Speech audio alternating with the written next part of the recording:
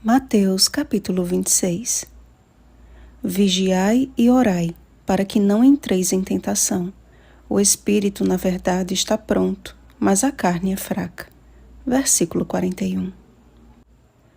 Após a exposição sobre o plano para tirar a sua vida, Jesus seguiu para Betânia e, estando na casa de Simão, o leproso, aproximou-se dele uma mulher, trazendo um vaso de alabastro cheio de precioso bálsamo, que lhe derramou sobre a cabeça. A atitude daquela mulher provocou indignação no coração dos discípulos, ao passo que provocou admiração no coração de Jesus. Maria de Betânia, João capítulo 12, versículo 3, não praticou simplesmente uma boa ação, mas uma boa ação para com Jesus. Aquela mulher rompeu as barreiras do preconceito e sua coragem lhe rendeu um testemunho de fé que o próprio Cristo endossou como parte integrante da pregação do Evangelho.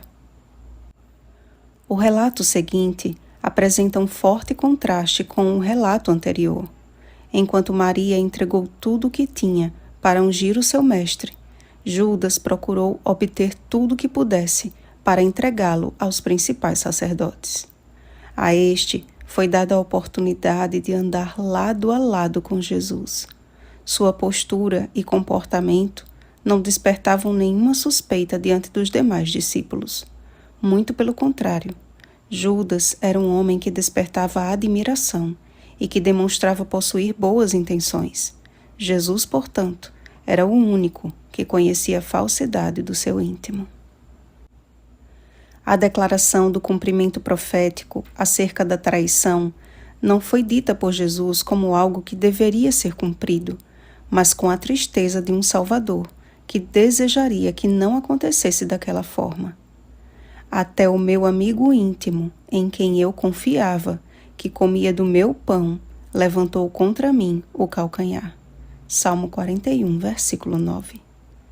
Jesus não impediu a Judas de participar da ceia, mas permitiu que ele participasse da cerimônia que ele instituiu como símbolo da nova aliança.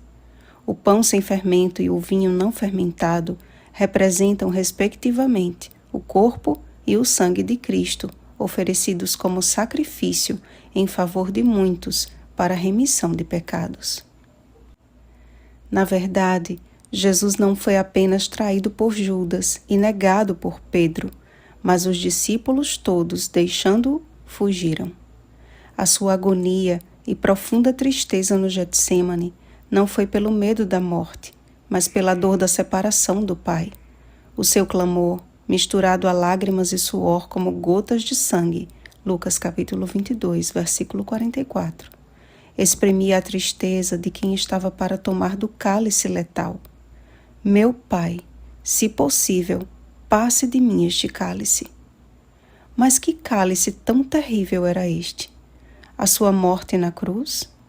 Era muito mais do que isso, amados. Vejamos o que diz a revelação de Jesus Cristo. Também esse beberá do vinho da cólera de Deus, preparado sem mistura do cálice da sua ira. Apocalipse capítulo 14, versículo 10.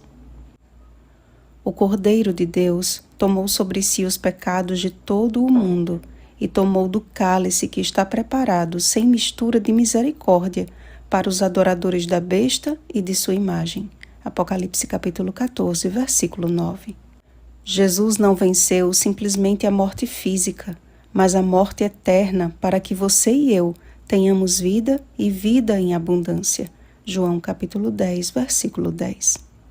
Logo, muito mais agora, sendo justificados pelo seu sangue, seremos por ele salvos da ira. Romanos capítulo 5, versículos 8 e 9. Ele foi traído, preso, injustiçado, cuspido e esbofeteado, mas como ovelha muda, Isaías capítulo 53, versículo 7, ele guardou o silêncio. Chegou a hora, meus irmãos, de termos uma vida de tamanha comunhão com Cristo, a ponto de que nossa feição e modo de falar denunciem que andamos com Ele e que somos seus discípulos. Não desperdicemos as oportunidades que nos são dadas para testemunhar como Pedro desperdiçou. Mas ainda que por vezes tenhamos agido da mesma forma, Jesus nos convida a olhar para Ele novamente e perceber que o mesmo olhar que um dia nos chamou com amor, segue-me, é o mesmo que nos diz agora, eu te perdoo. Ainda há tempo de chorarmos amargamente aos pés daquele que tudo entregou por nós. Depositemos hoje o nosso coração aos seus cuidados e, à semelhança de Maria de Betânia, Ele endossará o nosso testemunho diante do universo, dizendo: são estes os que vieram da grande tribulação, lavaram suas vestiduras e as alvejaram no sangue do Cordeiro. Apocalipse capítulo 7, versículo 14. Atendamos, pois, ao último chamado daquele que está às portas. Ainda dormis e repousais? Eis que é chegada a hora. Levantai-vos, vamos. Oremos, amados. Senhor, nosso Deus misericordioso, a impressão que dá é que todos ainda estamos dormindo, em um momento em que deveríamos estar vigiando e orando. Desperta-nos, Pai. Não queremos te confessar como nosso Mestre para depois traí-lo. Não queremos ser meros espectadores apenas sentados para ver o fim. Nem tampouco queremos te negar diante dos homens. Pai, almejamos ir para casa. Nosso coração vibra na expectativa de ver a face do nosso Salvador e beber do vinho novo do teu reino. Ó Senhor, purifica-nos e guia-nos em teu caminho eterno até a tua volta. Em nome de Jesus. Amém. Vigiemos e oremos. Uma feliz semana, salvos pelo sangue do Cordeiro. Oremos pelo batismo do Espírito Santo. Oremos uns pelos outros. Rosana Garcia Barros.